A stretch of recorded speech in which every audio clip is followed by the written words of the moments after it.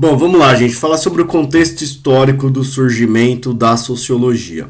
Esse é um tópico que sempre aparece aí nos cursos de sociologia, né? E conteúdo do primeiro ano do ensino médio. A primeira coisa que a gente tem que pensar é por que cargas d'água nós das ciências sociais insistimos em compreender o contexto das coisas.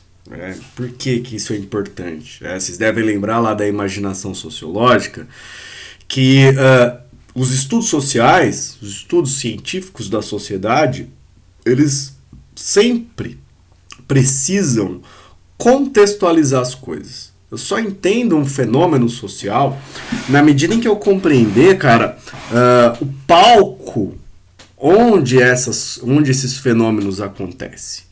Né? Para não cair numa explicação individualista, tentar estudar o indivíduo, né? Tentar perceber as biografias, eu preciso compreender o palco onde essas biografias acontecem. Se a gente usa a metáfora, né, do teatro, a sociedade é um grande teatro, a gente não entende a sociedade analisando os indivíduos de forma isolada. Eu só compreendo a sociedade se eu compreender que esses indivíduos são um produto social. Então, os fenômenos que são importantes para a gente estudar, eles são resultado de um contexto.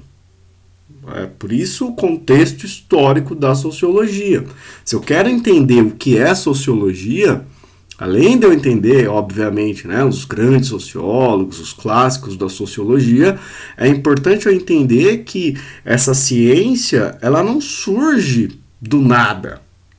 Ninguém acorda de manhã, que vontade de inventar uma ciência. Não tenho nada para fazer, eu vou inventar uma ciência. Eu tenho que entender o contexto. O contexto que é importante, porque o contexto social no qual nós vivemos determina e condiciona a nossa existência. Então vejam, quando a gente fala do contexto histórico da sociologia, a gente está falando justamente disso, de compreender que em um determinado momento da história, num determinado local, então a gente está falando do século XIX, esse é o período histórico do surgimento da sociologia, e a gente está falando de um local, a Europa Ocidental, especialmente a Alemanha, Inglaterra e França. Os três grandes polos científicos da Europa Ocidental no século XIX, que foram os locais onde aparece pela primeira vez campos de estudo dentro de universidades que vão desenvolver isso que a gente chama de sociologia, uma ciência dedicada a compreender as relações sociais. Então, por isso que se estuda o contexto histórico.